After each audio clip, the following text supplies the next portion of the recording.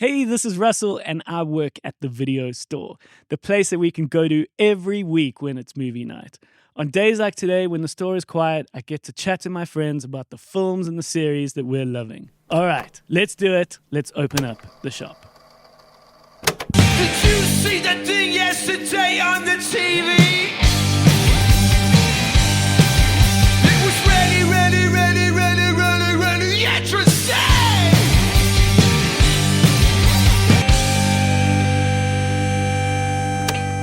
How's it, guys? Good morning, Russell. Welcome back. Thank you so much. Jola, yes. Little jet setter. So cool, man. We got ourselves a Graeme here today, Hi.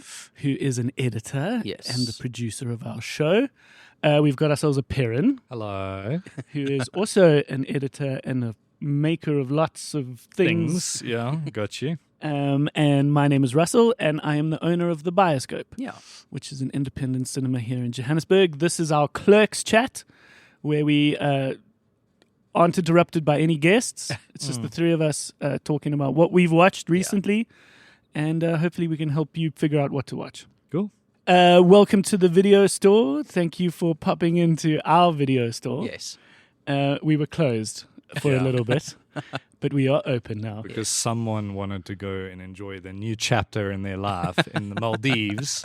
Yeah. But yeah, was it lekker? It was amazing. I got married recently, and we went on a honeymoon. As you said, we went to the Maldives. We got married in the bush, Yes. a couple of hours north of Joburg, and then we went to the Maldives. So safe to say, for about a week and a half, I've been sweating. Perpetually sweat. Yeah. Yeah. No, this set of jeans arrived in Africa on a boat. Yeah. So we were not built for this safari. Yeah.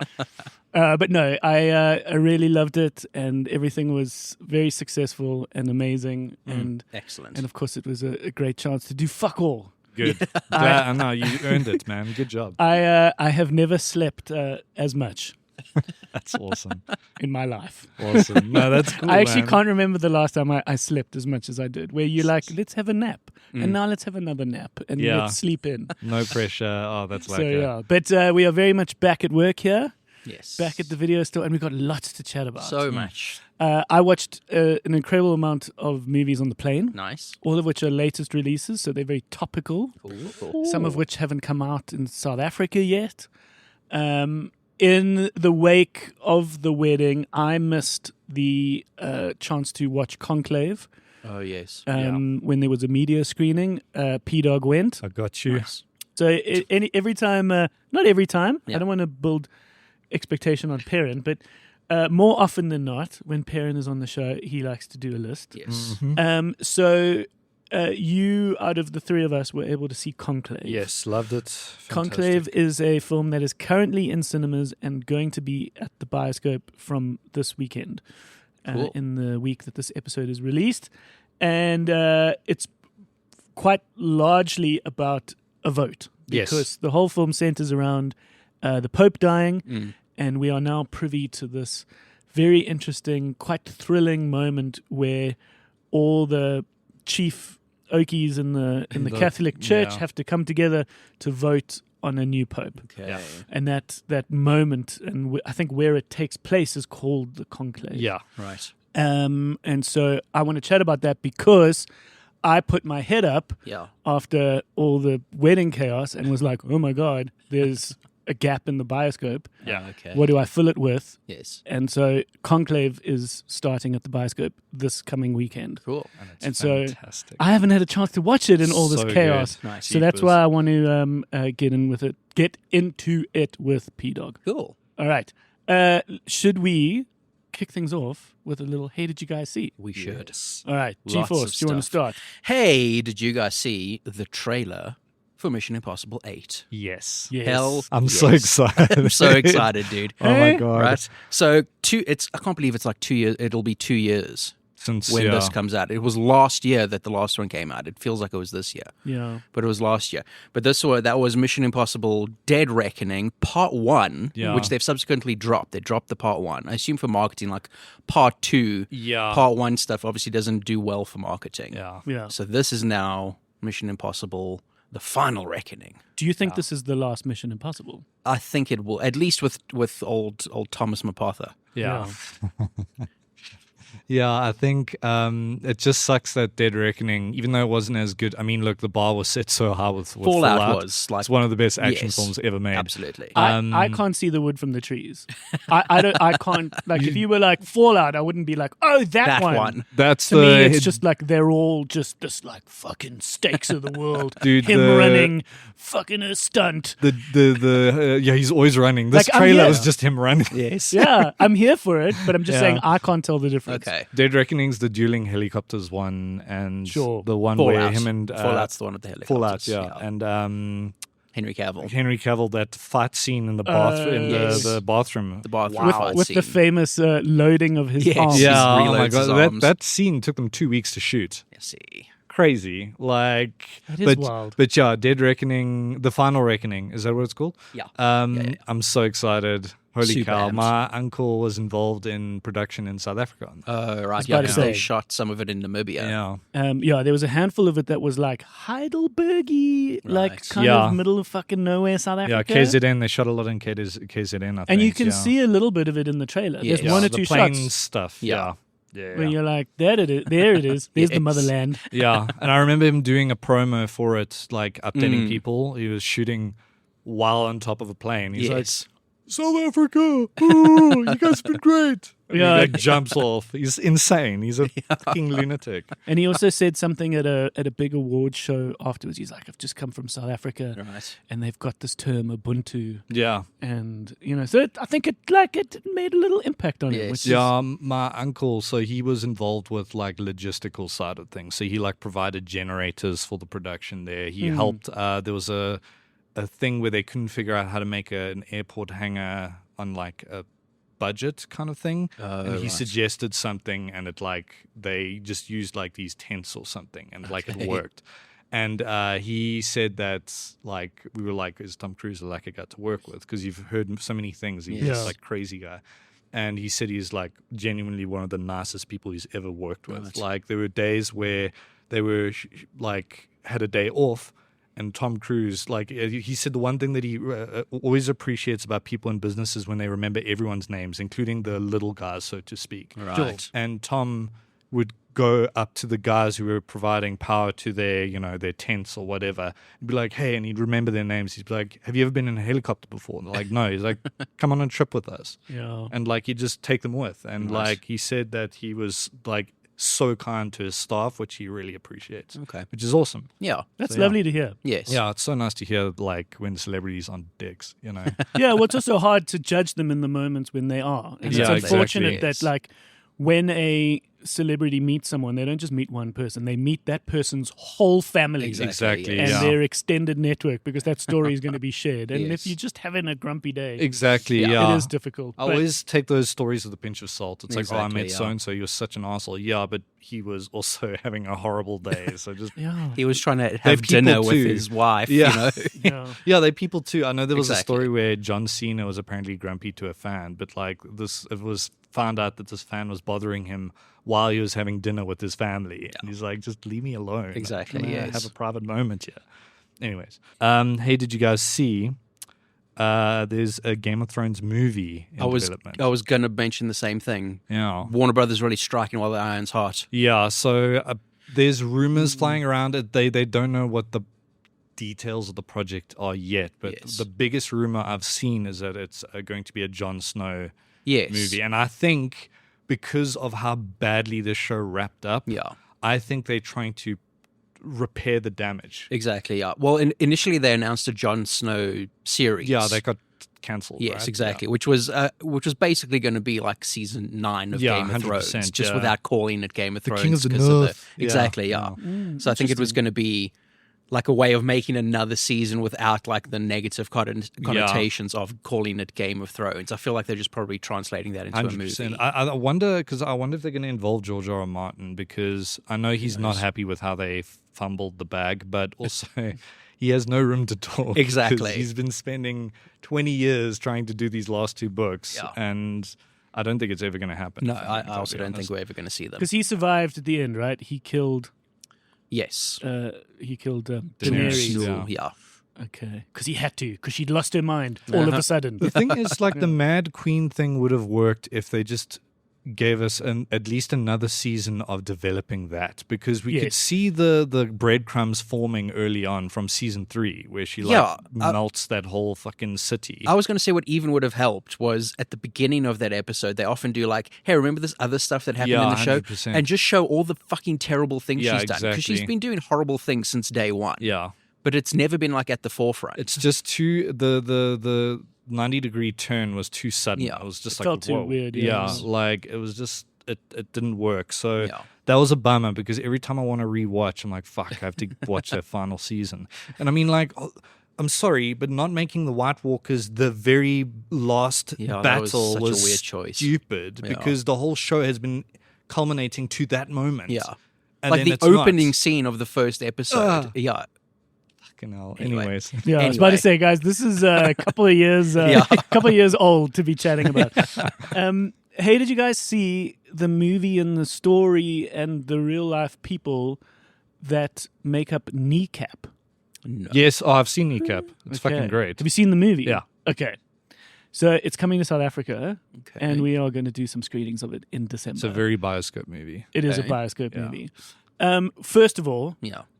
I didn't know that in Ireland they speak another language. Yeah, Irish, Yes. Gaelic. You know. Gaelic is yeah. Irish, which I didn't know. So obviously in Northern Ireland, in a city like Belfast, Yeah. Yeah.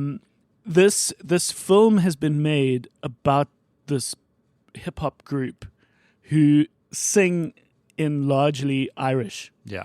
Nice. It's And considered a dying language. It in is Ireland. a dying language, Yeah. and especially for Northern Ireland, for those who are Irish but are occupied by the British who speak English, to speak Irish is almost this kind of, It's like a crime. it's a protest in a Yeah. way, and it's a sort of a defiance in the face of Britain, and so it was quite unheard of that these guys would be rapping and producing music in this Irish. Right. And but this film is about their story. And they play themselves. But that's the most interesting part. Okay, They are right. themselves, Right. Really cool. which is so cool. Yeah. And it's fucking awesome. And Michael Fassbender plays one of their dads. Okay. Yeah. Because he's Irish. I think a lot of people Yeah, don't know he that Michael speaks Fassbender Irish is Gaelic. Irish, Like, yeah. there's a clip on YouTube, because, like you said, it's in defiance to the British rule, right? And even today, so the cool thing about Kneecap is they've normalized speaking Irish. Like, they've brought it back into Irish, like, pop culture, that, like, this is cool. You They've should made do it it. cool You should again. be proud of it. You know? It's weirdly sort of eerily similar to what Fokhoff represents. That's And exactly what I was thinking. I'll never forget a friend of mine who was who's Afrikaans say, this was like the bad language. This was the Yes. language of apartheid. Yeah, this was, exactly. and it's nothing. And and you look at all the Afrikaans music, and in someone's opinion, it's like none of this is cool. Yeah. But then a band made like speaking it cool. Yeah, again. exactly. Yeah. And proud, and you Yeah. can be proud to speak this language. Without being an asshole. Yeah. Yeah. No, 100%. No. So I'm just excited about that. I got to watch the majority of it on the plane. Yeah, it's a So cool that is movie. one of the movies I was able to watch on the plane on the way home. Most of it. Yeah. Cool. It's very punk rock. It's Nice. very cool. It doesn't hold back. It's fun. It's exciting, and it's one of those, like, I don't really like that kind of music. That sort of like electronic, trappy, hip hoppy kind Yeah. of music.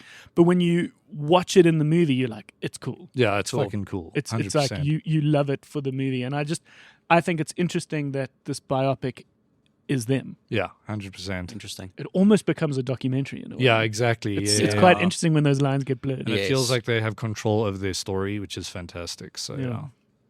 Okay. All right. Did you guys see? Nobody's going to know who this is. Steve Asbell, who's an executive over at the studio formerly known as Fox, did a big interview with THR where they revealed several things are coming out. So it's official that there's a sequel to Alien Romulus in the works. Yes. Yeah. Fede Alvarez is going to Yeah. return. Kelly Spaney, David Johnson, they're all expected to Okay, return. so it's a new alien vibe. Got you. That's Exactly, sick. yes. It also mentioned that next year there are 2 Predator movies coming out. I've heard that as well. There's both of which directed by Dan Trachtenberg. Fuck yes. So Dan Trachtenberg He is did the guy who Prey. directed Prey. Yeah, Prey was amazing. Yes. So one of them, we don't know really, like officially anything about either of them. We know one's called Predator Badlands. Yes. Live action, it's going to go to theaters. They just wrapped in New Zealand recently. Oh, sick. It's going to have, the only person we know who's in it is Elle or Dakota Fanning, one of those Fanning cool. girls. Yeah, I've read about I think it's that. Elle Fanning. Yeah. I think it's Elle Fanning. But then the other one is rumored to be an animated film. That's what I've heard as well. That's going to amazing. go to streaming, and apparently it's going to be set in World War old-timey II. Japan. Oh, sick. Yeah. Yeah, and That's I the remember rumor. because I remember after Prey, people were like, "Oh, they should do one here. They Yes. should do one there." Yeah. So that's cool because Prey was amazing, and I'm gonna put it out there. I thought Prey was better than the original Predator. I think it's. I loved fucking it. I great. loved it. It's so good. Yeah. Prey is available on Disney Disney Plus. Plus. Plus, yeah. So Went straight to originally streaming. a Hulu movie, but Yeah. yeah, Disney And the whole Plus, thing obviously. was, Predator came out, Arnold Schwarzenegger, fucking Yeah. action movie, whole thing about this kind of elite, sort of crazy You alien. one ugly son of a bitch. Yeah. And Made a bunch of sequels, most of which were garbage. Yeah. but then someone thought, okay, well, how do you make this in 2020, Yeah. whatever, but So set in freaking like good. a Pre-colonial America. colonial America, where this Yeah. kind of Native American woman is encountering this Yeah, kind the of Comanche. Decepticon Yeah. alien. And it's Um, really good. And it's really good because Yeah. it's this beautiful kind of standalone thriller of sorts. Yes. Also, they said they're going to probably at some point get around to Alien versus Predator again. And Fede Alvarez actually said he wants to make an Alien Okay. versus Predator movie with Dan Trachtenberg. That would be. He wants the freaking two of them cool. to work 'Cause together to both make of them. We finally found directors who get it now. Yes, you know what I exactly, mean. Like yeah. because Ridley Scott's lost his way with Alien. He must not. I know he wants to do another one, and he must stay far away from And that. I just want the rest of David's story, man. yeah. And he Yeah. obviously doesn't want 'Cause anybody else to do that. David was the best thing of Yes. Scott's Alien I movies. think that's a 100%. great character. Great character. Yeah. Great, well performed as well. Jeepers. Exactly. If right now you want to hear more about Alien, Yes. you can scroll back a couple of Yeah. episodes. Not too far away, but No. a little chunk away, Yes. is the Alien episode that Graham recorded Yeah. with Cole. With Cole, yeah. Nerds. I stepped out of the room for that one because honestly, it's a bus that drove past me. Yeah. No, I no, was these like, two oh, boys there's are the big fans. okay, and it's gone. Yeah. But that's cool. Oh, I got a good one. Oh, P-Dog, hit Go us. first. I'm sure you've heard. I'm sure you've both heard about it. Hey, did you guys see? So Wicked, the movie, right? The Oh, musical. Yes. Their toy packaging accidentally linked to their website, but it's a link to a porno site called Yes. Wicked.com, and apparently this porno site had record high traffic to their site because all these fucking parents and people were, oh, let's check it out. And So someone just put in the wrong link. yeah, I think someone just didn't double check. Either was intentional, which I don't think so. No, I no, think, no, no, I it was a think, fuck up. Yeah. I think someone just didn't check. Yes. Like there's probably like Wow. Because the proper website is probably like wickedmovie.com Yeah. or something Yeah, like that. exactly. They usually do something like Well, that. they've created a whole bunch of stuff. Even Yeah. in South Africa, there is a microsite for Wicked, Oh, which that the makes distributors sense. have shared, Yeah. and it's all about because this is the story involves our main characters going to school. Yes. Yeah. So it's almost like a Hogwartsian Yes. kind of It's experience the- where they're in the world of Oz. It's Yeah. the origin story to the Wizard of Oz. Those Yeah. characters. Yeah, for those who don't know, this is the origin story to Wizard of Oz, but it's the two witches, Yeah. the Yeah. good and the bad witch, and it's sort of how they came to be good and bad. Yeah, it's a adaptation of the Broadway musical. Yeah. Yeah. Yeah, and so I'm now forgetting my point. Oh, the microsite is like enrolling you into the university. That's cool. And there's a whole thing about the university. Okay. We're going to do screenings of it, and it's selling at Yeah. the Bioscope, which is Yeah. great. Like you can see, people are excited. Yeah. Theater kids, get out here. you know? Exactly. So that's actually the point I wanted to Yeah, make. dress Is that I think it's interesting that this musical comes out. We know it's a musical, yet for the most part, Yeah. the advertising of They're these hiding films it. hide the fact that it's a musical because Yeah. they don't want to put everyone off. But they know that once bad you watch idea. it, you will enjoy it. Yeah. The Bioscope's taking a stance of like, we love a fucking musical. Yeah. Yes. We can actually, I want to do a couple screenings here where we encourage a sing-along. Right. I don't think we can do it out the gate. No, because nobody's going to know the songs. I don't think so. No, because I don't think everyone's had the chance to go and watch the musical. Yeah. Because it's mostly been done New York and in other parts of the world. We've West never had End, we've never had a production of Yes. Wicked come to South Africa. It is one of Universal's most profitable pieces of art. Wow. Yeah, it's insane. The musical. Okay. Yeah, the Broadway musical. I don't know whether you've heard this recently. We discussed we it. spoke about it. Myself and Perrin spoke about it.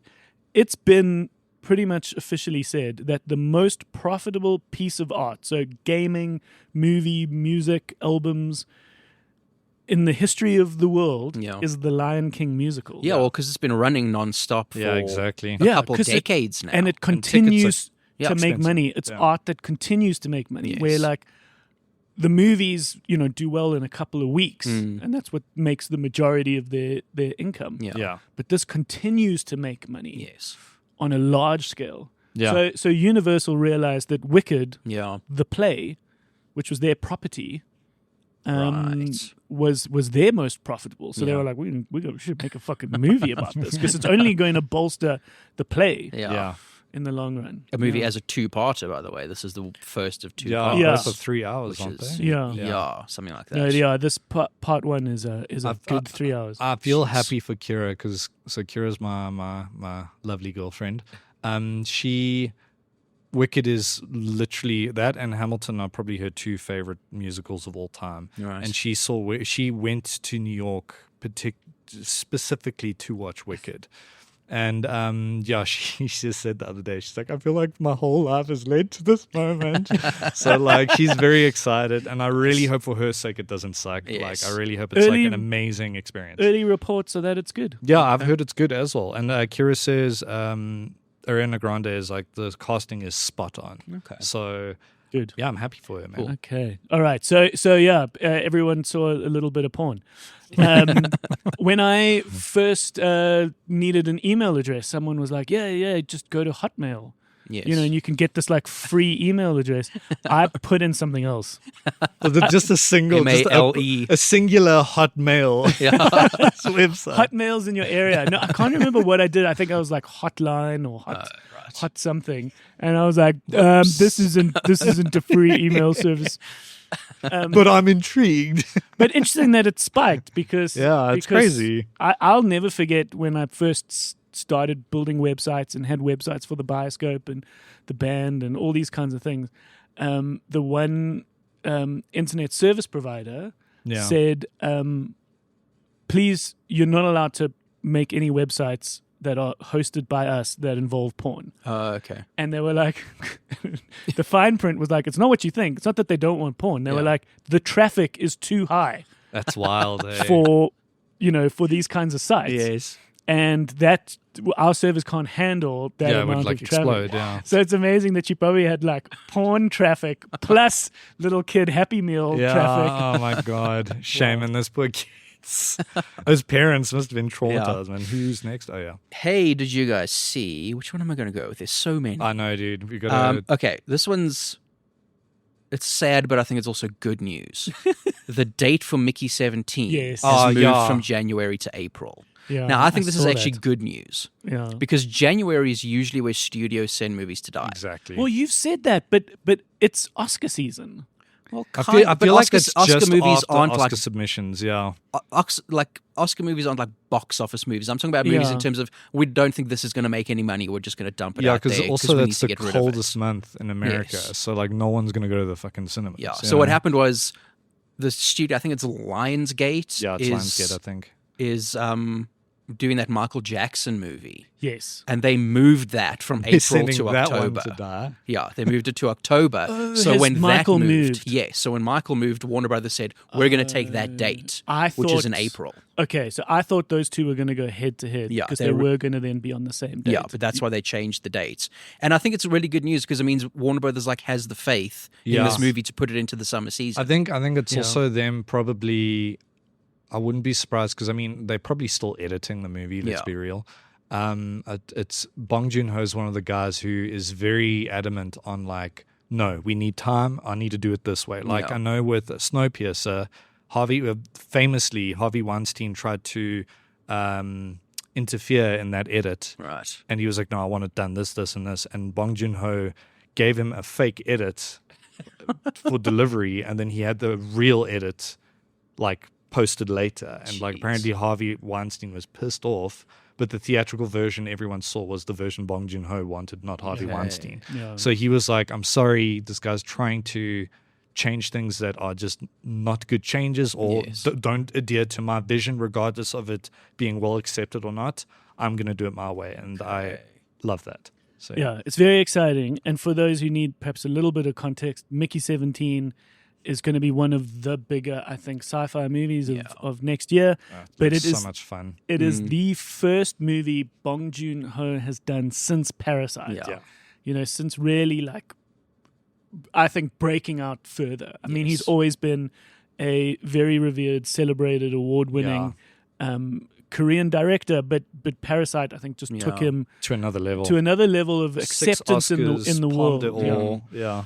And so it was very exciting that he chose this Yes. story as the next one. It's got Robert Pattinson. It's based off the book Mickey 7. Yeah.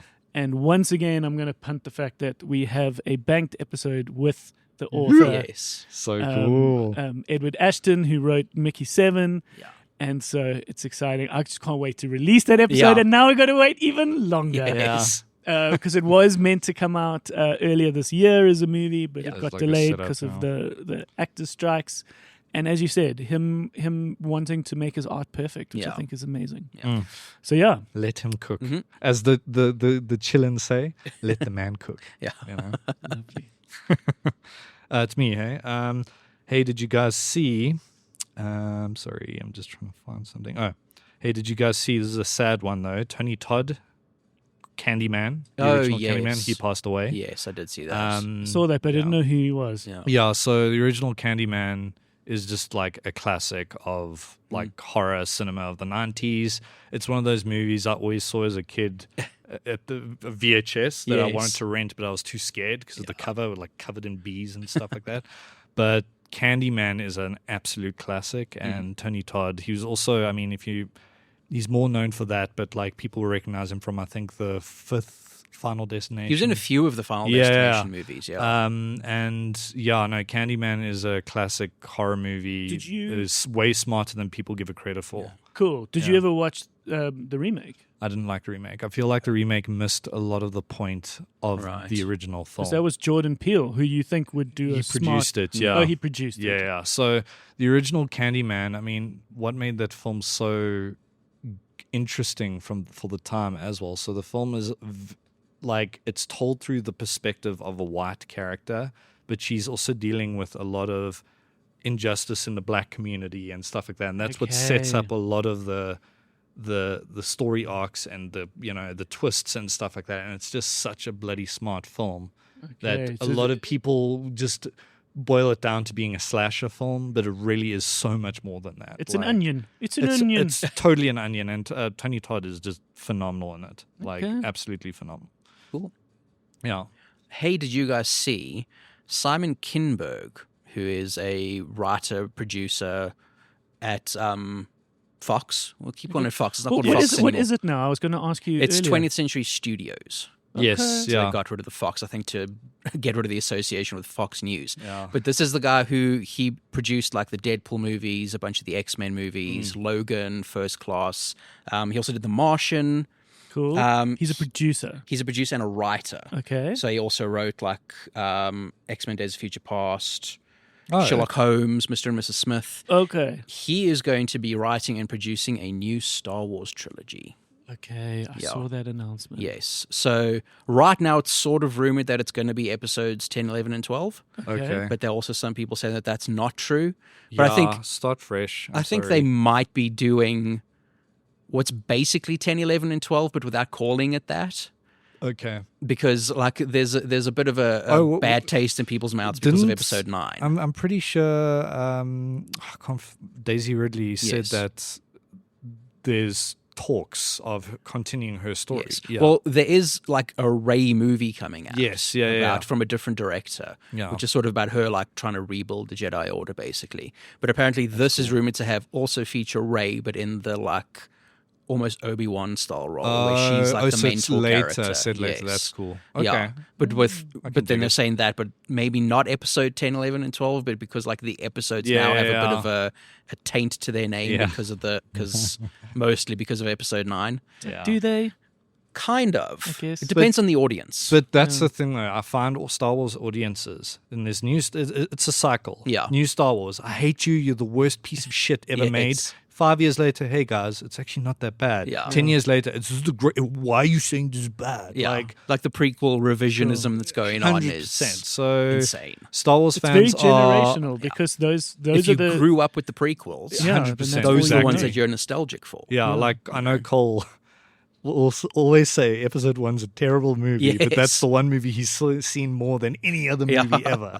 Because that's what was his introduction, I Yeah, think. exactly. But I think they're obviously like taking the approach of one of the things that gets criticized a lot about the sequels is that it was all different directors and different writers. Yeah, it's a different vision. So every so time. now it's the same dude who's going to be writing and producing all 3 movies. someone's got to see the whole thing through. Yes, yeah. it's like a consistent. Isn't I don't know if it's still happening. I know Taika Waititi was doing a new Star Wars film where it was completely not related to the Skywalker saga. The thing about like modern Star Wars is they've announced so much stuff and scrapped with so no much. indication of whether or not it's actually happening. Yeah, because I know Taika's been on a really iffy run of form. Yeah, lately. he was going to do one. There was Ryan Johnson was going to do a whole nother trilogy. He proposed one at one point. Yeah. So I'd like that. Yeah, dig because Ryan I Johnson. fucking loved The Last Jedi. I really liked it as well. Like I feel like people are really unfair towards Yes, us. He was no, I trying something different. Yeah. which was really cool. The Game of Thrones dudes, the showrunners from Game of Thrones, were Yeah. also like in line to do a Star Wars I something. think it's Nothing like, ever came it's of like that. James Bond. Like there'll be a bunch Yeah. of like 100%, rumors on who yeah. it'll be. Yes. But speaking of revisionist history, Yeah. or sort of how history will paint certain pieces of art, you said you recently watched Megalopolis, which very famously marketed itself, Yes. It will change the face of cinema. but it marketed itself with like, it might be pan now, but let's not forget. Yes. Okay. All You know, let's not forget that a lot of Coppola's work, Yeah. has only really been celebrated much later. Okay. So what are your initial thoughts, and Okay. then whether or not you think that it could be the case? Okay. All right. So the thing with Coppola, right? So you look at his run of film in the 70s. I would argue that Coppola was probably the greatest director of the 70s. He had both Godfather movies. He had The Yeah. Conversation, which won Palme d'Or. And then he had Apocalypse Now. Yeah. But how many of those were based on things he wrote? So Conversation was an original story he wrote. Okay, cool. Right. So yeah. Anyways, the other Because stuff. The Godfather was a very famous story by someone else. Yes, yeah, and obviously Mario Puzo. Apocalypse Now was a Heart of Darkness. written by someone else, right? So, okay, so he was the greatest filmmaker in the 70s. 80s, he started to dip a little. He had some, some obscure gems, like One from the Heart, which is a musical. Yeah, I was going to say. And then obviously Bram Stoker's Blackula, flipping hell. Bram Stoker's Dracula. Blackula's a great blaxploitation film you should watch. Anyways, Cool. Dracula in the 90s, panned at the time, but also has gone through a bit of a revisionism where people are like, this is actually fucking crazy and it's actually great, right? Watch it for Keanu Reeves' accent. Anyways, so Megalopolis, right? So I don't think it's going to go through that revisionism. So there are people, I mean, I know like David Ehrlich of IndieWire for some reason loved the film. I just can't fathom why. The film feels like film school students that they read Ayn Rand and they were like, hey, this is deep, man. Let's make a fucking movie, man, in second year. Yeah. Yeah. And it's shot by a first year. Okay. And it feels, I mean, visually there's some interesting motifs and stuff like that, but it looks so like cheap and it just looks so if you don't know the history of Megalopolis, so Coppola's been working on this for like 50 years. Yeah.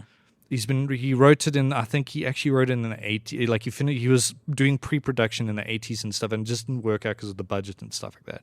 And eventually no studios wanted to take it and he just funded the whole thing himself. He sold stakes in his wine company and the movie cost like $150 million to make or something.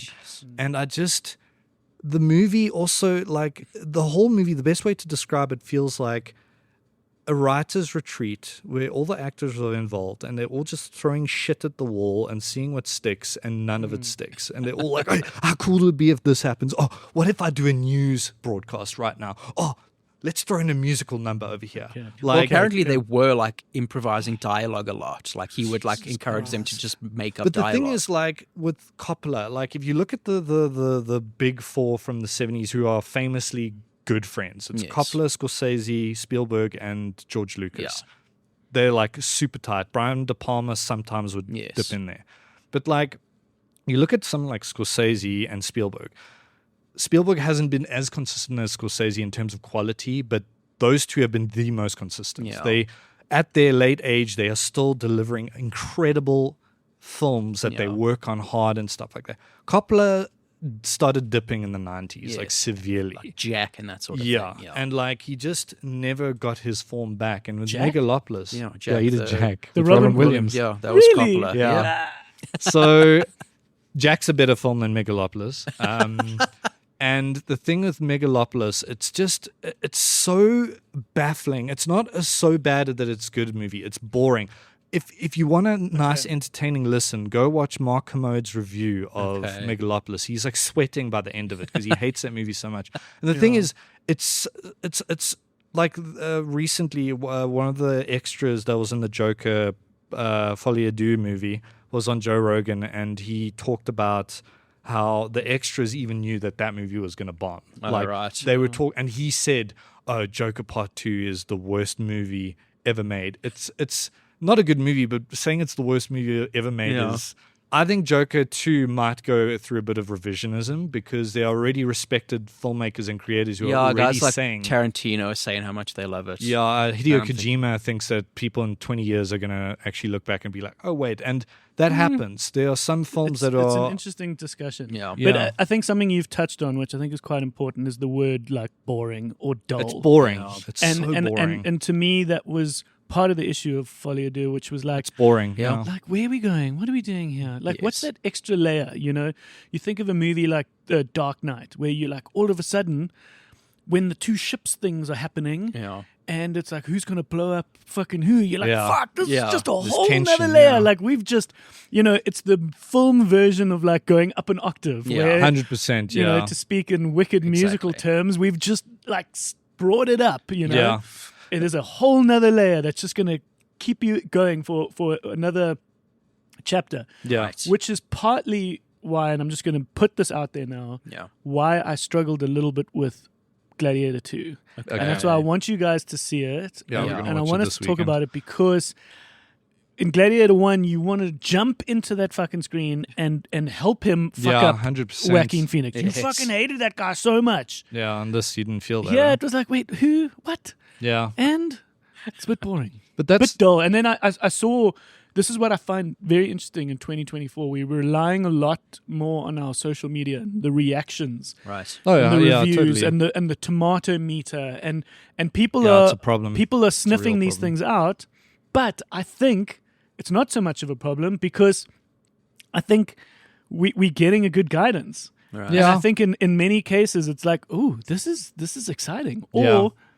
hey, the reactions are it's a bit dull. Yeah. Yeah, so like with the thing with like Joker 2, right? One thing I appreciate, the only thing I can appreciate about that film is that if it was done by a more capable director, someone who is just a little more well versed, or at least Less surface level. more capable, Yeah. Joker 2 could have been amazing. I mean, the idea of it being a musical and a courtroom drama was like an interesting idea. Like, Yeah. that's fucking cool. It's actually not going to be derivative of just Taxi Driver and King of Comedy. You know what I exactly. mean? Like, but Todd Phillips was just not capable of marrying those two ideas. It just got boring, and every Sure. time it got interesting, we got a dull ass fucking musical number. If you're gonna do a Joker musical, make it batshit insane. Well, the whole point is to ask the big question, which is why did we make this? Exactly. Like, what was the thing that had to be told? Where did this have to go? Yeah.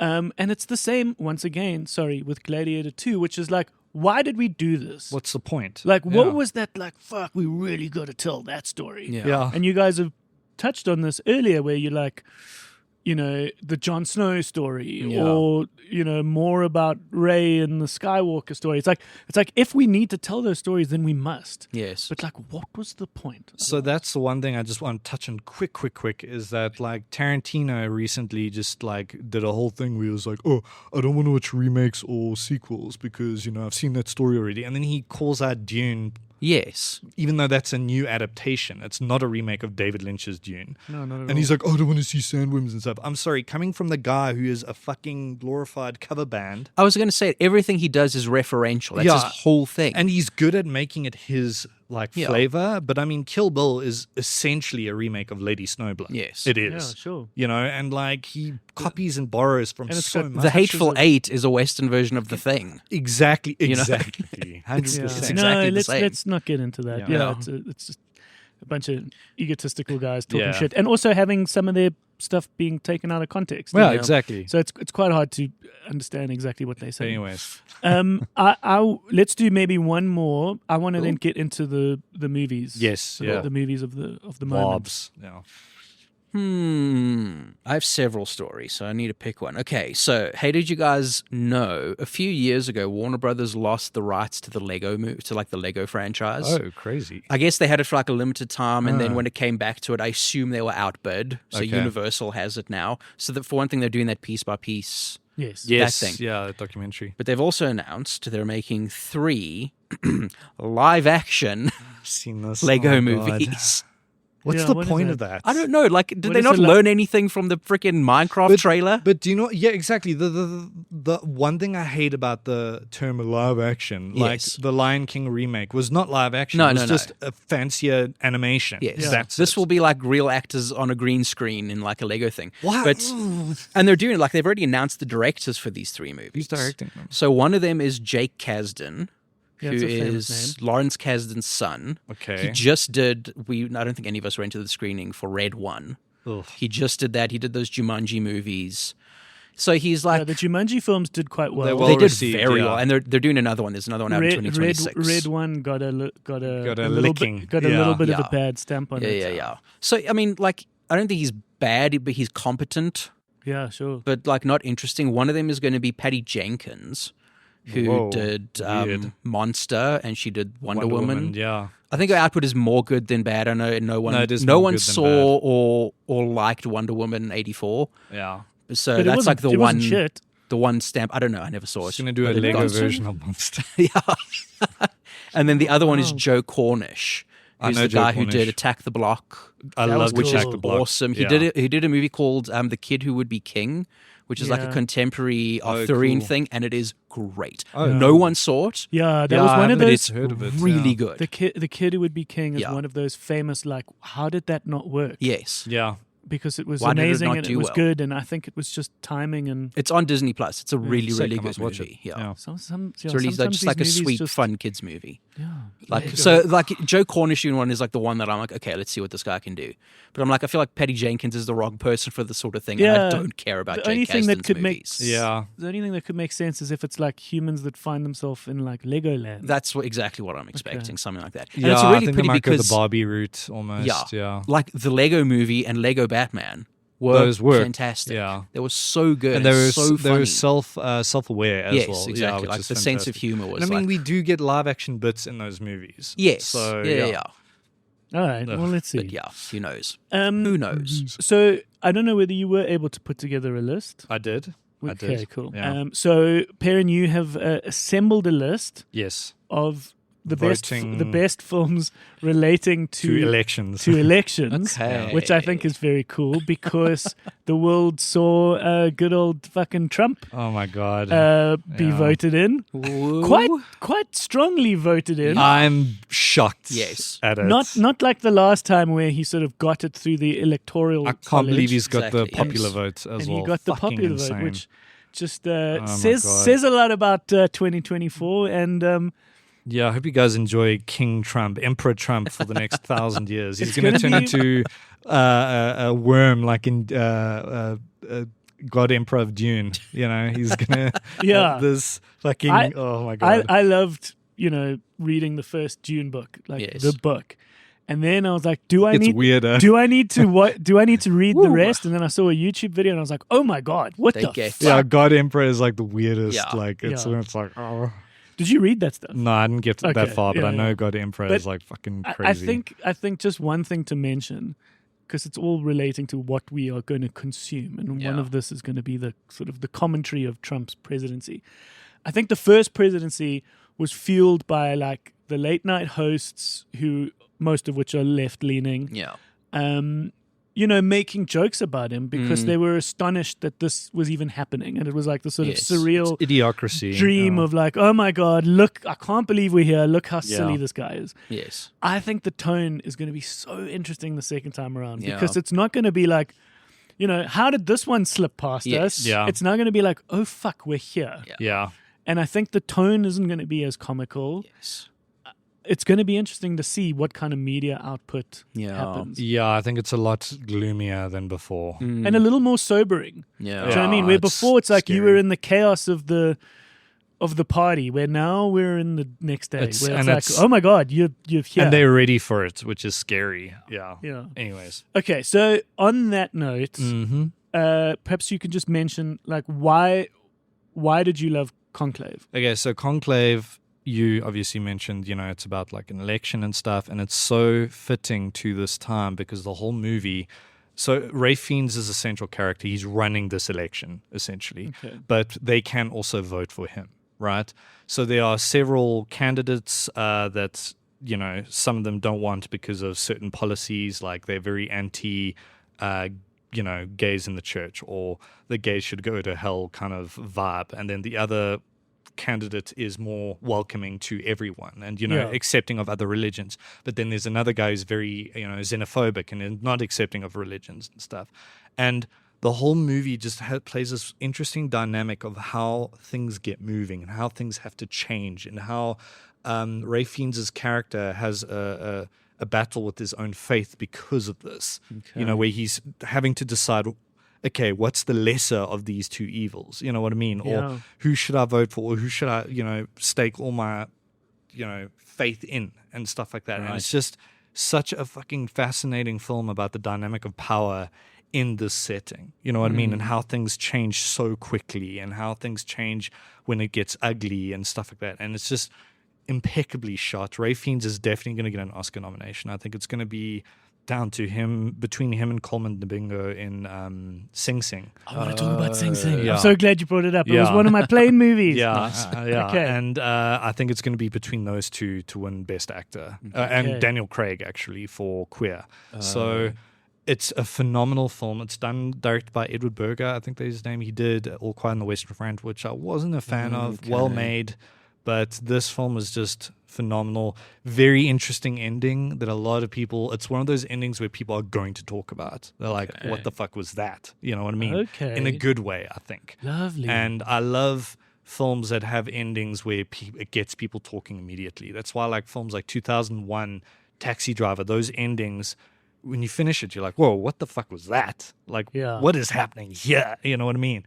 So Conclave is a great movie. It's a great bioscope movie, I think. So that's why when you said that, I love hearing that. It's a great thriller. And I've got a few folks out there in the world who I often try and bounce off where I'm like, is this a bioscope movie? Right. Because we'll never define exactly what a bioscope movie is. Yes, but you know what it is when you It's a see it. vibe, I think it's a little bit like which artworks I license or buy from illustrators for limited edition, the clothing 100%, company. yeah. I don't necessarily know what it is. I just know what it's It's a not. feeling. Yeah. It's a feeling. It's a feeling, and it's like I know what it's not. Yeah. And I think it's just when it is smart and when there is intention and Right. when there is this kind of like confidence, I'm in. So that's exciting. So perhaps we can relatively quickly, if you don't mind, The list, yeah. let's do the list of, Cool. of I'm curious to see what your Okay, your five so are. so unfortunately, like pretty much all these movies aren't available to stream in this country, which is insane. Okay. But if you have access to Amazon, you want to order stuff, or VPN or whatever, these are available in certain areas. If you want to put on your eye patch Yeah, exactly. Sail the seven seas. and hoist the flag, Yeah. go do it. Okay. number one, it's in the name, Election by Okay, Alexander yes. Payne. Cool. This is the Reese Witherspoon. Her Matthew best Broderick. performance, in my opinion, as Tracy Flick. And She's running for like student body president. Or yeah, something. so the movie follows three characters. Matthew Broderick's a teacher who hates Tracy Flick because she's a teacher's pet and she's just tries too hard. She's running for president, and there's like the beloved nice guy Jock is running for president as Right. well. And the movie is fantastic. It's so funny. It's Yeah. dark. It's so good. It's Yeah, just... Alexander Payne is a smart. Yeah. Yeah, he did director. Sideways. He did The Holdovers. Yeah, And it's he's so good. He's the person I keep getting confused. It's phenomenal. So Election that is Reese Witherspoon's best performance. I love her so much in that. Boys State, that's on Apple TV Plus. Okay. Oh, yes. That was my fifth favorite movie of 2020. Okay. Fucking incredible It's a documentary. Yeah. It's a documentary. So hey. the idea is that in America, each state they have like almost like a model UN thing. Yes. Where all okay. the boys from selected high schools who apply, obviously, they've come together in a city and they form a government for like 5 days. Is it only boys? It's you get a girl state. That's another one. It's not as good as boy state. Girl State is another new documentary, so you okay, can watch but- them back to back. But actually. for this, for this organization that you're speaking of, it is only boys. In Yeah, that so organization. they have a girls' version and a boys' version, but this Okay. one that we follow, it's just boys forming government. So in these 5 days, they form parties, they form candidates. They eventually it culminates into vote for governor, not for president, for governor. And I think I can't remember the parties, but it's not Republican and Democrat. It's like Nationalist and Federalists or something. And So it's all play. it's all play, and it's just such an eye-opening viewing experience because you see these kids who are going to... It's the birth of monsters that we're viewing, but it's Yeah. also the birth of proper, genuine leaders who are going to be amazing, and we just need to get them in power. You know what I mean? And there's one part where they were pushing for anti-abortion, trying to get the more conservative kids to vote for them. And the candidate was like, I don't believe in abortion, but I'm going to say what I'm going to say to get votes. Yeah. He's like, I believe in choice. And he's from a farm in the middle of, nowhere. And it's an incredible documentary. So good. It's funny. It's scary. It's so entertaining. Okay. And it's and that one you can watch. That's It's on Apple TV Plus. Highly recommended. Girl State is another one. Right. Same filmmakers, not as good. And anyways, but Boys State you can watch them back to back. Yeah. Okay, cool. War Room, which is a great documentary as well. It's D.A. Penbecker. He did documentaries on like Bob Dylan and David Bowie back in the 70s. He did a great little documentary called Company, which is a short hour-long documentary about like the process of recording the studio version of a Broadway play, and it's so good. Anyways, Okay. so this director, he did War Room. It's 1992. It follows Clinton's campaign team during the primaries in the 90s, just before he's about to become president. Okay. And it is incredible as well, like real fly-on-the-wall documentary, no talking heads, just like Just follows witnessing those the scenes. shit. Yeah. And it's just so intense, and it won an Oscar, and it's so good. So War Room, highly recommend it. It's on the Criterion channel if you have it. Pro tip, if you go on the Criterion channel without a VPN on a web browser, you can access it. Oh. You can subscribe, and it won't turn you away, which is fantastic. President, another incredible documentary. This follows Nelson Chamisa's campaign to take on Emerson Mnangagwa. I'm butchering that, in the Zimbabwe elections after Mugabe leaves office. And also sobering, scary, incredible. That was in the mix with the Bioscope because I'm pretty sure we screened that. That was a festival movie, yeah. President, phenomenal film. I think it's done by Danish filmmakers, but it's also another great film following a great man where you want to leap into the screen and fucking get him in office. You know what I mean? It's and just I so think the good. result is he didn't get in. Yeah, he didn't get in. But he came very close, and he like caused the point is that he creates a movement that's important. You know what I mean? It's a fucking great movie. And then one more, No, N-O, in capital letters. It's Pablo Larraín. He did Spencer, Okay. and he did a new movie called Emma, which is also amazing. Chilean director. It stars Gael Garcia Bernal. You're familiar with him from Morris Perros, Y Tu Mamá También. I can't remember what other Sure. I mean, mainstream movies. After Y Tu Mamá También, him and Diego Luna. Diego Luna went on to be sort of quite famous guys. Yeah, so you'll recognize him when you see him. He was in a show called Mozart in the Jungle on Prime, I think. But anyways, no. So what it's about is in the, I think, 80s, Chile was under a lot of like international pressure because they obviously had the dictator Pinochet who was in charge. And basically, it was a referendum to see if people wanted him for 8 more years of power or no.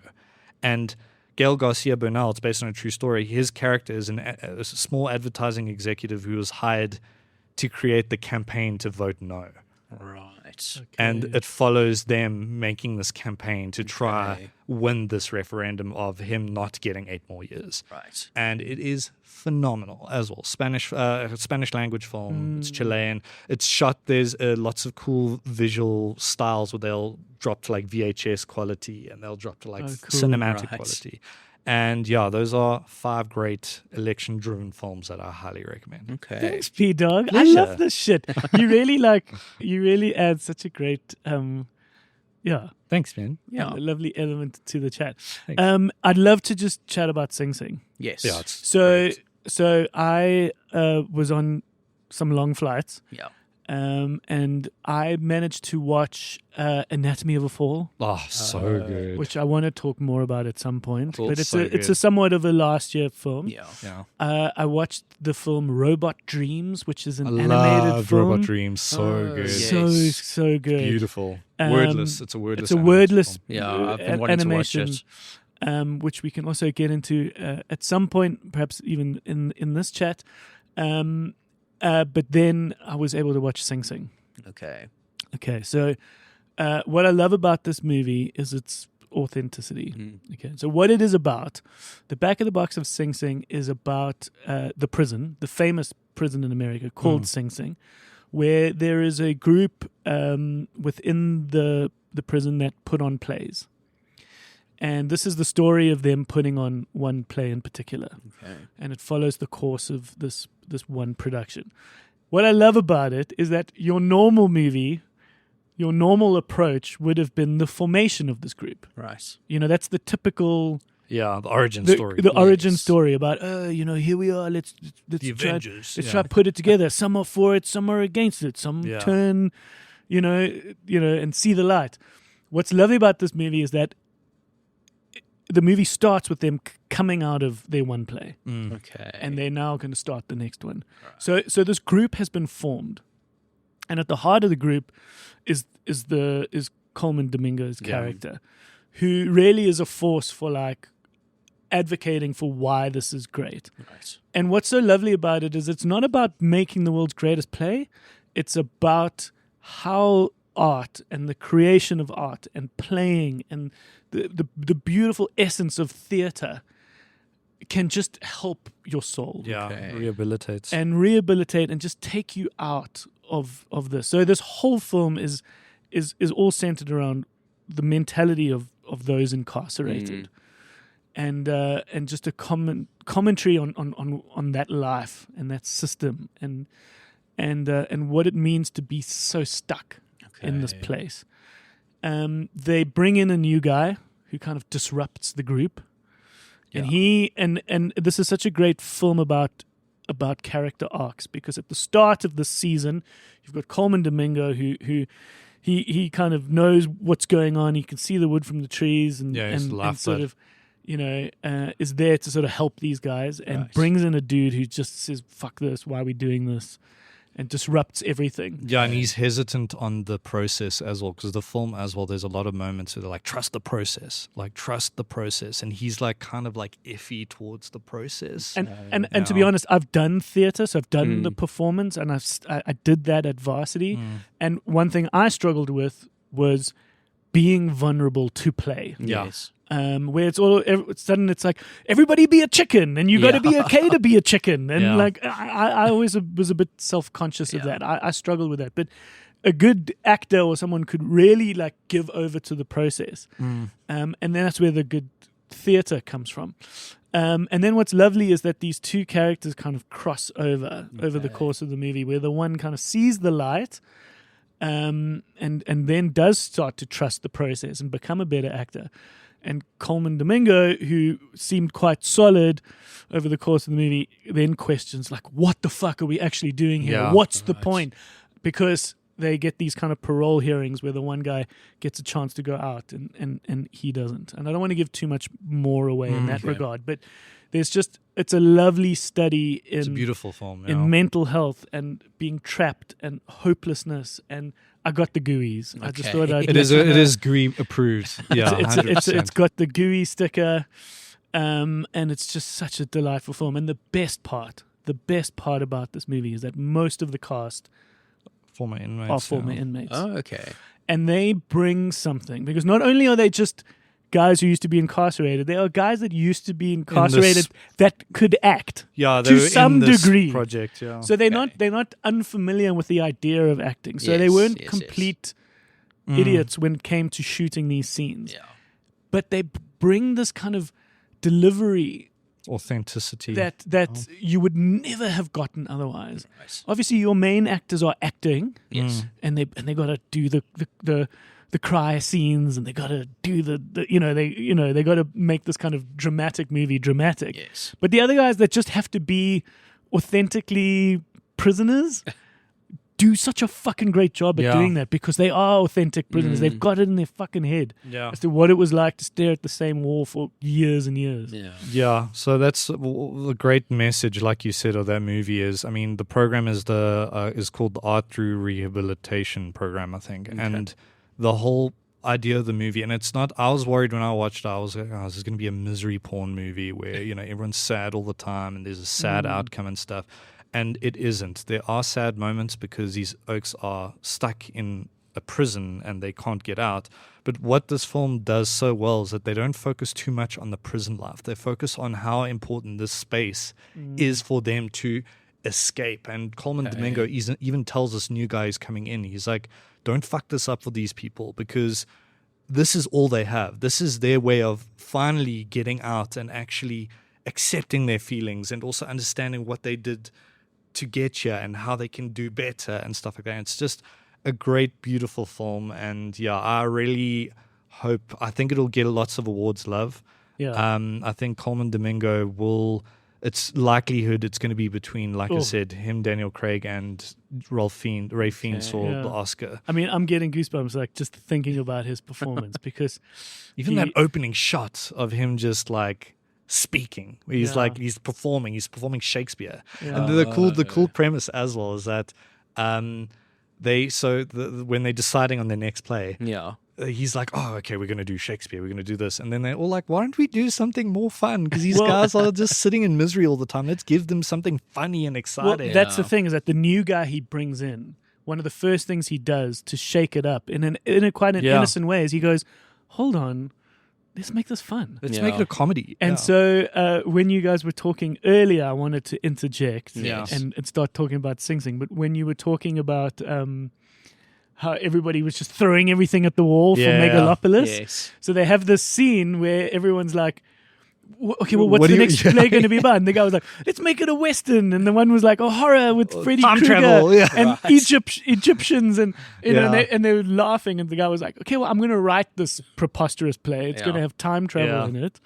And it's going to be so silly, but it's going to tick all your boxes. Right. As far as I know, there's only two proper actors in it. It's Coleman Domingo and Paul Ratchie, who, if you recognize him as the counselor from Sound of Metal with Riz Ahmed. Okay. And was he the guy who ran the ran the program. They got the long hair. Because I needed to do a little bit more research, but the guy he brings in is a dude who was very involved in the writing, and he calls himself Divine Eye. Oh, really? In real life. Oh, cool. So his character is kind of him. Yeah. And he was very much involved in the movie. The outsider, that guy. Yeah. He's phenomenal in it. He's a great fucking actor. Everyone's the great thing about that movie is it feels authentic, and it just doesn't feel like it panders. You know what I mean? It's just so like and it's something I beautiful. don't know whether you know this, but there's a moment in the movie where all the inmates are doing auditions. And there's this great montage of them auditioning for all these roles. Right. That footage was the actual footage of those inmates auditioning that's for the movie Sing Sing. That's very cool. So yeah, it's very cool. So like even that was actually borderline documentary. Yes. 100%. So, Yeah. Oh, very cool. So I'd love to keep chatting about Anatomy of a Fall at some point because that's such a beautiful, smart movie that is just so layered and I was on the edge of my seat. That was my top 5 of last year. Yeah, no, that was great. Robot Dreams, we can talk more of at some point. It's good. almost like a thinking person's Zootopia in the sense that it was like it's set in it's all animated and it was nominated. It was one of the films nominated for best animated feature. What won at this year? It was a Pixar movie. It was maybe like Elemental or something. No, it wasn't Elemental. It was okay. Well, you talking about that this year at the Oscars? Yeah, it would have been The Boy and the Heron. Boy it and was Heron. The Boy and the Heron. Sorry, Boy and the Heron. But Robot Dreams was nominated alongside it. It's all about this dog living in New York in the 80s. In the 80s, okay. that is lonely. And you just feel for his loneliness because you can just see him like just wanting to fit in, but he's always he can't make friends and he's clumsy and he's not nearly as cool as everyone else. But he gets this robot. He sort of buys it online, buys it off the TV and assembles it, and he just has this beautiful friendship with this robot that they eventually go out to like a Coney Island, and after frolicking in the ocean and lying and falling asleep in the sun, this robot sort of rusts to the point that it can't get up. And so for pretty much the whole winter season, he's trying to get him back. He's trying to get this robot back because it's too heavy for him to move on his own. And then eventually the beach closes, and so for the whole season he's like trying to think about find a way to get this robot back. It's so but there are these great moments where it's like you think it's real and then you realize it's a dream, and so it's quite adult in that sense. It's not it's on Mubi if you have Mubi. It's beautiful. It's a lovely little film. MUBI. Yeah. Lovely. Is there anything more that we're dying to talk about right now? Because I'm gonna save mine for Cole because I have a feeling he's seen it. Okay. The Substance. I'm dying to talk about this. Yes. Now, I also want to talk about that too. And I think that next week we'll do a Tuesday where we'll get back and do another chat because there is just so much to get through. Yeah. G-Force from your side? I'll come back to it once it's over, but Arcane Season 2 just started. Yeah, I started as well. Oh, I think Arcane's the best thing Netflix has ever made. Oh, really? That show is incredible. The animation's jaw-dropping. The animation is unbelievable. What is the back of the box? Man, it's kind of hard to explain. So it's sort of based on a video game called League of Legends, which doesn't have a plot at all. There's no plot. So they've basically taken characters from this game and invented a whole story for it. And it's mostly the story of these two sisters, Vi and Powder, who becomes Jinx. You'll know her as Jinx in the show. Whose parents are killed by there's a whole what's the word I'm looking for? Like class war essentially going on. So there's like the lower rungs of society. Are we on Earth? I guess it's entirely fictional. It's like all fictional places. There's magic and crazy technology, and like the upper class and the lower class are very much in like conflict with each other. They come from the lower class. Their parents were killed by upper class law enforcement essentially. What kind of animation? It's like the 2D, 3D kind of blend thing. But it looks it's almost like hand-drawn as well. It's like gorgeous. So it's all animated 3D, and then they go in. The reason it's taken, I think, like 3 years to do season 2 is because most of the 3D elements are literally hand-drawn. So they're taking 3D animation and adding tons of hand-drawn 2D elements. I saw somewhere that it's the most expensive animated. And you can see why. Yes. Yeah. I think the cool thing is because the problem with a lot of animated studios is that the pressure for people to churn out stuff like at an impossible rate, you lose the quality. So like I'm glad with Arcane they took their time. Yeah. They're doing a bong. They're pulling a bong. I think it's like fucking, I'm going to do this at my own time. Yeah, I think this is the they're finishing it with this Yeah, season. season 2 is So- the last one. Season 1 is available Yeah. on on Netflix, Netflix, and yeah. they're busy working on season 2. But why do you love it? I think it's just, again, it looks incredible, and it's just it's so well written. Like for an animated show, Okay. where we're so used to seeing animated shows that are like 80% just event, Yeah, like action, blah, Event-driven, blah, blah. yeah. This is like very character centric. Is it for Yeah, it's adults? really good. Is it for it's kids? more adult Yeah, driven. I think so. Yeah. I think, Is it violent? it gets pretty violent, yeah. Okay, so it is a more adult show. Yeah, like teen adults. Yeah, I'd say like if I had to give it an age restriction, probably like a 16. Yeah. yeah. Yeah. Have you been watching it? Yeah, I mean, the only thing I don't like about the show, especially this new season, is I can't stand the contemporary music in it. Oh, really? Yeah, I hate it. Okay. But and there's those weird like music video montage things at the beginning. They do that in the first season as Oh, well. really? There's like I a don't few, remember that. Not necessarily at the beginning, but there were times where they pepper in these like musical. But other than that, the show is phenomenal, Yeah. man. It's Have you well-written. started watching season 2? yeah, I so have, they yeah. release it in batches of 3 episodes Yeah. over Okay. November. How many Okay. episodes are they doing? 9. Okay. So Wow. the 3 episodes are out, I think, next week. Yes. Another 3 the week after the final Yeah. 3. No, but it's Which is the same way they yeah. released the first season. It's hugely it's like highly acclaimed. Yeah. It's for good reason. It's like proper well made. Holy Yeah, crap. it's incredibly well made. Great cast as well. Yeah. I think good we need acting. to start wrapping some things up, but I Mm. want to put a few things in motion. The one is Heretic. Heretic, Heretic, yeah. I'm Heretic, excited for Heretic. that. Yeah, That's with coming Hugh up Grant. soon. I'm very excited. it for looks really good. It Yeah. looks really good, and there's a good chance. I saw a mail that there's going to be some preview screenings, and we're going to be able to give some tickets away. Amazing. Okay, rad. Okay, so just putting that out there. What else? I want to mention one movie. Okay, Okay, it's between two. Let me do it because we mentioned Boy and the Heron. Yes. I watched a documentary. It's called Hayao and the Heron. Okay. Hayao Miyazaki and the Heron, and it's about Hayao Miyazaki's process. Okay. And primarily around Boy and the Heron. So Boy and the Heron is a really hard movie to understand the first time you watch it. I remember Cole was like, when he first watched it. But like, it's one of those movies where it's impossible to understand everything, even on the second or third viewing. You kind of have to read into people's theories and be like, oh, that actually makes sense, you know? This movie opened my mind up to a whole new dimension of that movie. Right. And so what's the movie called? Hayao Miyazaki and the Heron. And it's a documentary about the making of The Boy and the Heron. Where is it? So I watched it on HBO Max. I don't know where else you could find it. Okay. But anyways, it's just such an incredible like experience watching this master in his flippin' 80s. Yeah. Still animating. And he's totally in his like old grumpy man era. Yes. And I'm loving it. But like it's such a beautiful film to watch because you start to see, like I said, a new element of Boy and the Heron that you didn't see before. And this movie shows how like who did he's my favorite Ghibli director. I can't believe Isao Takahata, I think his name is. He misses him so much in this movie. There are so many moments where he's like, I'd be talking to him right now. Or Is he a director who passed away? yeah, so he was the other big dog. He did at Grave of the Ghibli. Fireflies. Yeah. Oh shit! It was Okay. those two. And this movie, they often talk about how like they were friends, but they were also rivals. And like Right. there was a love-hate I relationship. think where, that's some of the best creative and it's- relationships you can have. Yeah. And also, Yeah. Studio Ghibli's tiny. It's Yeah. this little No, it's a building. tiny little- It's like made up of like 20 people. They source people in, Yeah. former directors to come and help animate and stuff. And it's such a gorgeous film because it shows the whole process. I mean, the movie took so long to make. It took like 5 or 6 years.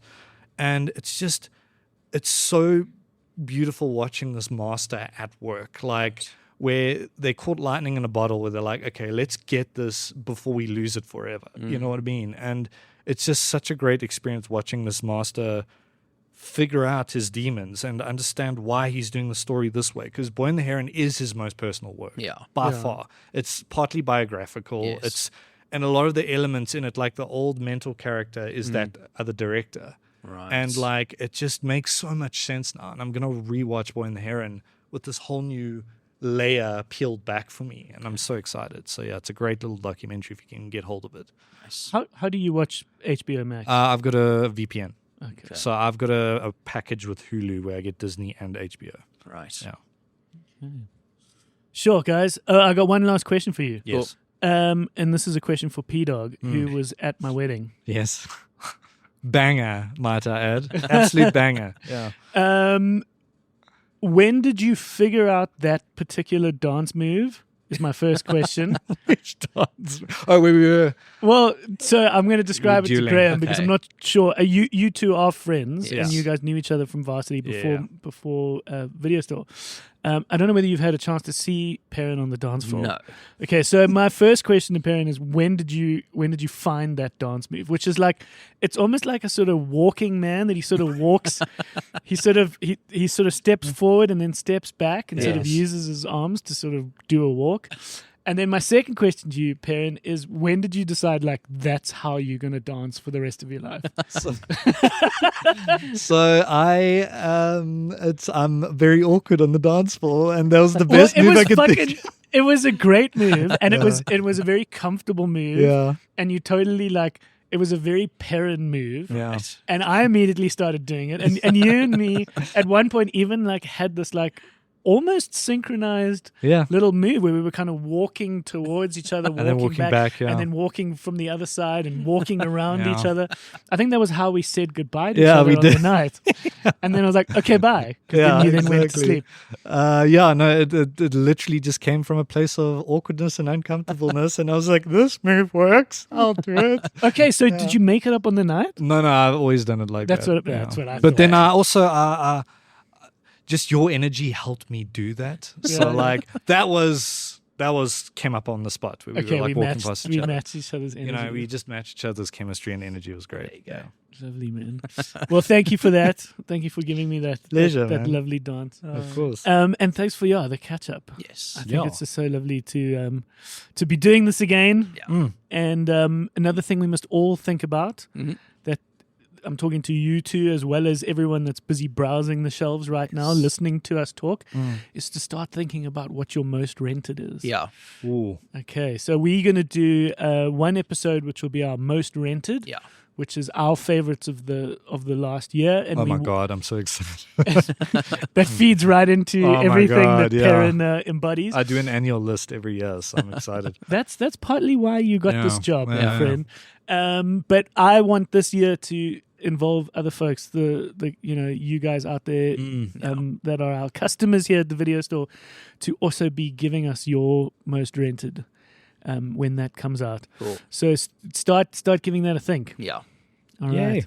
Okay, Magic guys, thank you for your time. Yes. Thank you for a lovely chat. Absolutely. And we'll see you on Tuesday. We'll see you. We'll do another shift in. Yes. Yay. All right. The home base is thevideostore.co.za. Please chime in. Mhm. Let us know what you think about what we've spoken about today. If you've got other films to add to P-Dog's list, Yeah, that chime could in. also be good. But yeah, we'll see you again next week. Bye-bye. Bye. Bye bye.